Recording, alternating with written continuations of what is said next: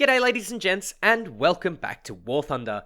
Today we're going to be having a look at the Saab J32B Lansen, which is the top BR plane for the Swedish tech tree.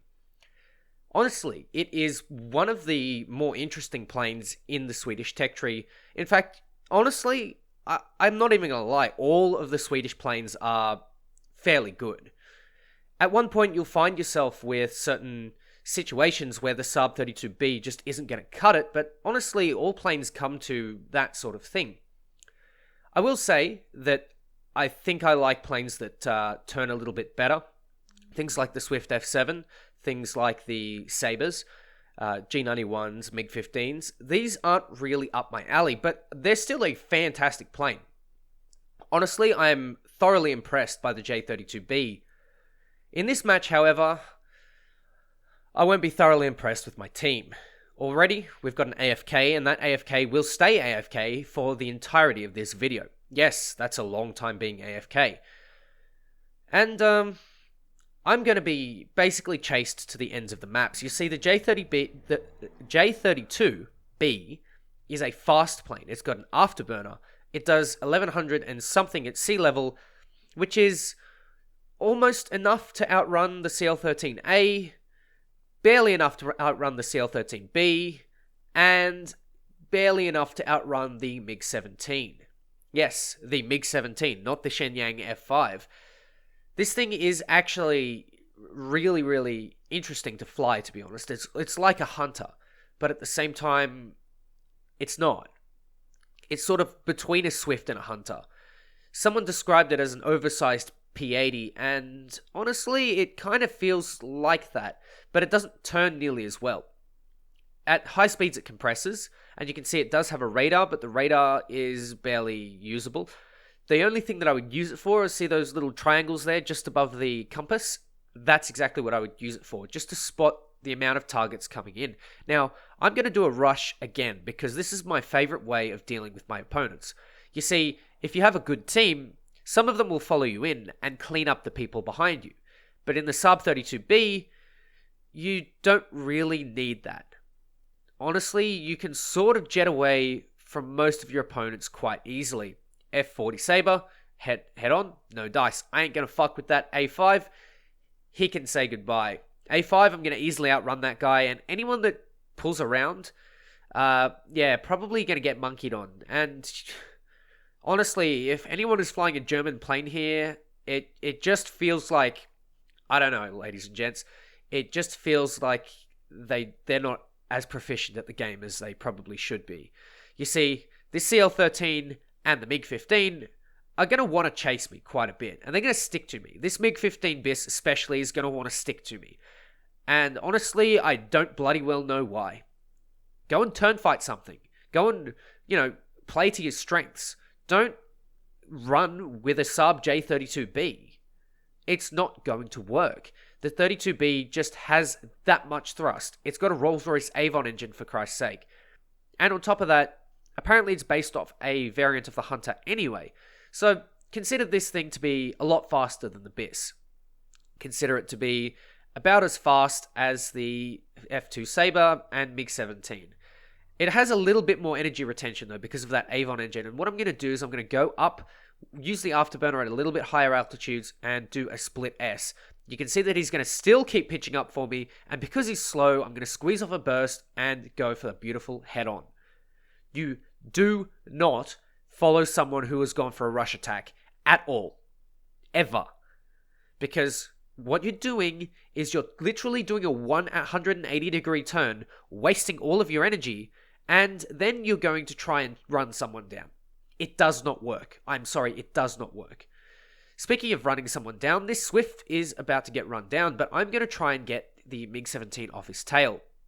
I wish I'd killed this guy earlier, because the MiG-17s are painful. But unfortunately, the missile doesn't connect because I'm a little bit too enthusiastic. Remember, these Robot 42s don't have the 10G overload. They only have a 6G as of today, as of recording.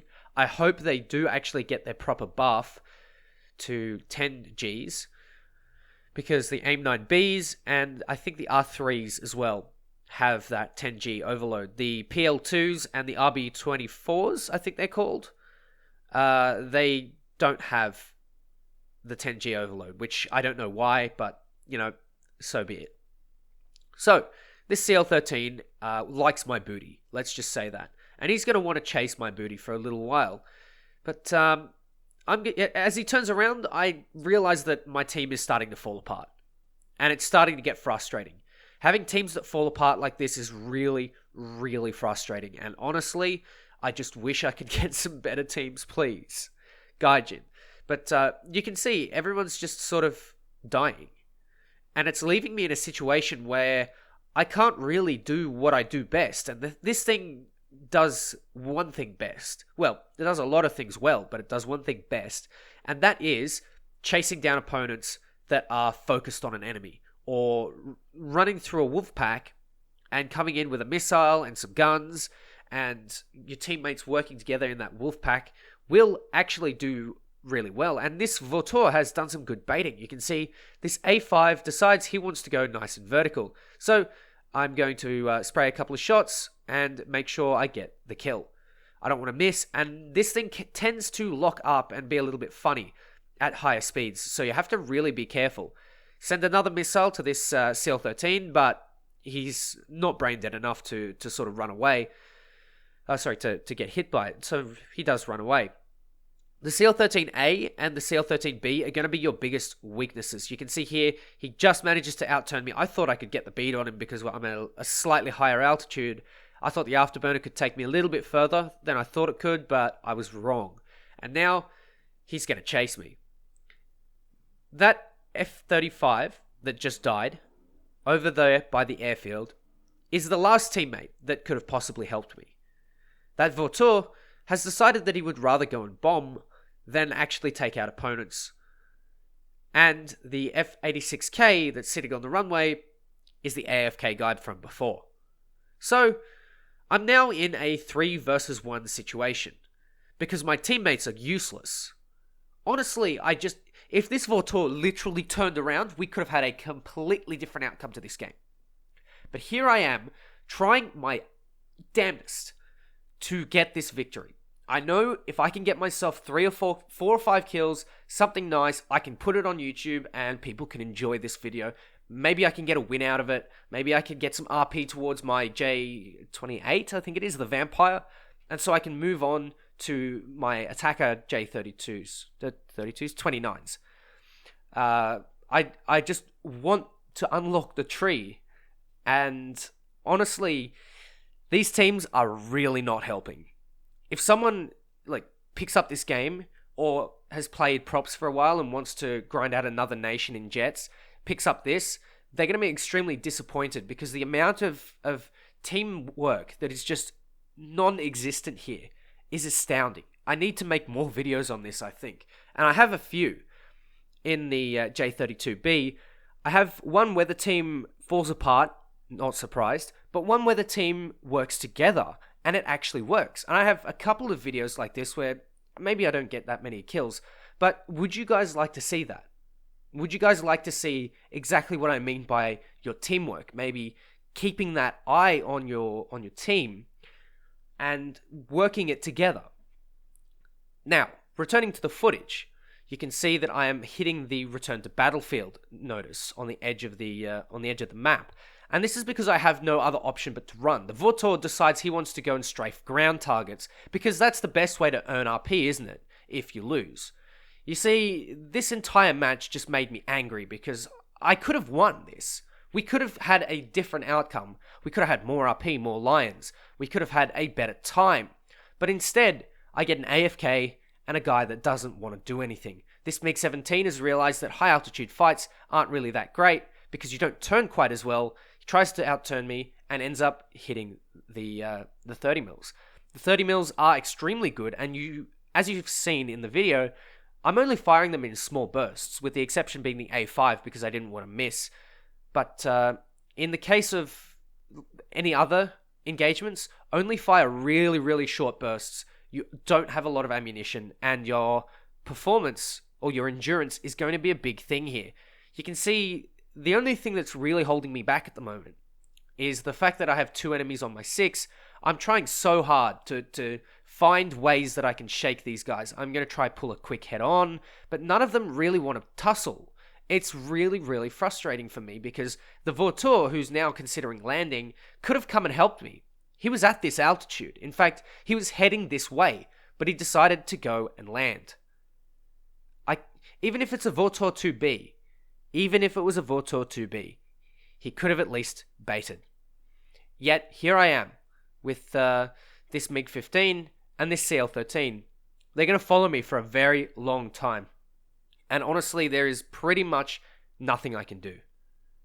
I'm trying to find ways that I can get away from this CL-13, and I find that being in a slight climb, maybe 5 degrees, against CL-13s works, and against MiG-15s, you can pretty much just run away or climb. MiG-17s, however, you need to be in a straight line, because the energy retention of the MiG-17 is incredibly powerful.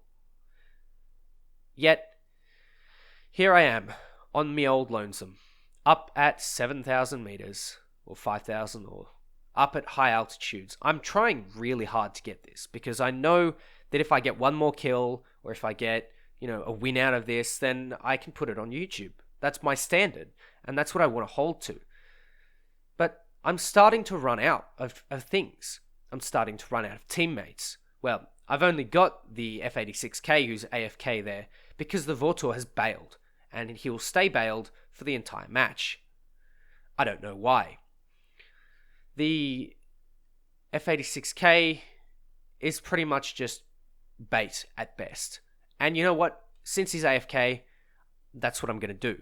I'm going to have to use the F-86K as bait and try and get some shots onto the MiG-15 and the CL-13.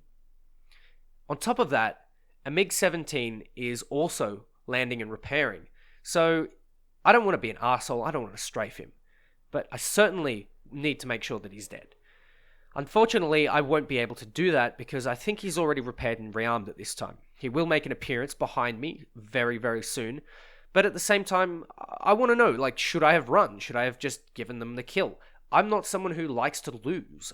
If I can at best, I will try and win, or at least try and take someone with me. Because at the end of the day, that's just who I am. I'm a competitive person. That's just my nature. But at the same time, is there a way that Gaijin can do something about this? Is there I don't know, maybe if you're the last person left, maybe there's a J-out point on the map. Maybe there's a spot where you can, something can be done. This MiG-15 clearly didn't know any better, committed to the head-on, and died. I'm getting there. I might just get my ace, and I really, really wanted it, but we'll see how it pans out. CL-13 is left on my 6. Now, the CL-13 is not as good at high altitudes. It's certainly better at lower altitudes, but I really want to try and see what happens if I take it to lower altitudes. I'm starting to run low on fuel, and this is something that you'll find all too common in the J32B. You'll run out of fuel a lot playing like this, because that's the only way that you can play. This is the best way that you can make use of the J32B, playing fast and heavy. There's the MiG-17. He's going to start catching me, and because I dropped my altitude, it is where I perform best, but against these guys, I perform better at altitude than them. On the deck, they perform just about the same. And so what I want to do is I should have stayed at high altitude, but I didn't because I'm getting impatient. I'm getting frustrated. I'm getting just annoyed in general. And honestly, the J32B is incapable of doing anything else but running. There's nothing else that I can do if I want to win. And so this is where I find a big limitation in the J32B. That doesn't make it a bad plane. That means that it just doesn't fit my style. Honestly, if I had a MiG-15 BIS, I would happily dogfight everyone all day. If I had a G91R3 or a Supermarine Swift, I would happily dogfight everyone all day. But the J32B, I just can't do that in. I would even do it in an F2 Sabre or an A5 Sabre. But in a J32B, I'm just too heavy, and all I can do is run. I haven't really got the armament that allows me to, deal with enemies behind me or I don't know, effectively with air-to-air missiles. I can't do that sort of stuff. But I can run, and that's literally all I can do. And so I'm starting to get a bit impatient. You can see I put it into a split S, and I'm just going to run for the airfield. I'm too low on fuel. I don't know what else to do. I'm lost here. And it's just, that's it. It's going to end soon. And in one last desperate attempt, I hit Mach 1 and just head for the airfield. The CL-13, as he does better on the deck, he is slowly catching up to me. But at the same time, I will, with the acceleration, pull away. And because he did a split S, like me, but narrower because he turns better, he's going to lose a little bit more energy. You see, the J-32B has really good energy retention. If you are in a wolf pack, this wouldn't be a problem, but I play solo, and I also play at times where not a lot of my mates are online. It's kind of difficult. I played in a squad with the J-21. You might actually see that on the channel before this video, because I'm pre-recording stuff before I go down to Sydney for Christmas. And honestly, we had like a 100% win rate because our team just sort of worked together, and it didn't matter what we pulled each other through. We pulled each other through. And in this case, I haven't got the reliable teammates to pull me through. And so I'm trying to rely on the plane to take me there. Or in this case, this F-86K hopefully is going to be enough of a distraction for the vultures to dive down, spend some energy, allow me to get some separation, and then re-engage. On top of that, I don't have a lot of ammunition to spare. I'm starting to get low. You can see my fuel is below 2 minutes, and with an afterburner, that's going to decrease more rapidly. I have got about a minute left of fuel, and that's it. It's starting to get desperate, and my airfield is doing nothing. Yep, that's right. At low tier, Airfield AA is way too powerful. At high tier, yeah, it doesn't do anything. And does that mean that it's balanced? Honestly, I'd like to quickly talk about that because, spoiler alert, I'm pretty much fucked here. I am dead. And I'd like to talk about something a little bit interesting. So, Airfield AA. A lot of people have found or discussed ways of improving or making the quality of life better for AA and stuff like that. But honestly, I think the best solution in this case is to start a timer. For example, when you're at your airfield, it should start a 3-minute timer within 5 kilometers of you being around your airfield. In those 3 minutes, the airfield will allow you to repair, obviously, and it will also be extremely deadly to anyone who wants to approach for a 3-minute period. Once that 3-minute period is up, the AA stops, simulating, say, a restock of ammunition, or I guess a reload, or changing out barrels, or something like that. And then, for a 4-minute cooldown, you have literally no AA. You can go back to that after the 4-minute cooldown with another 3-minute AA barrage.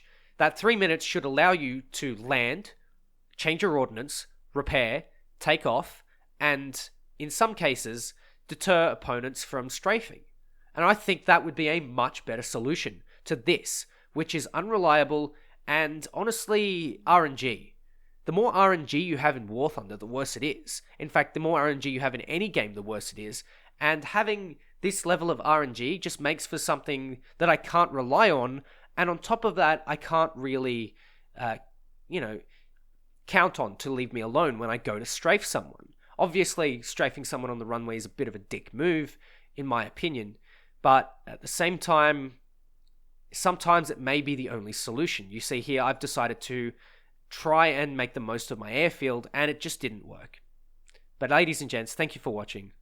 Take care, and I'll catch you next time.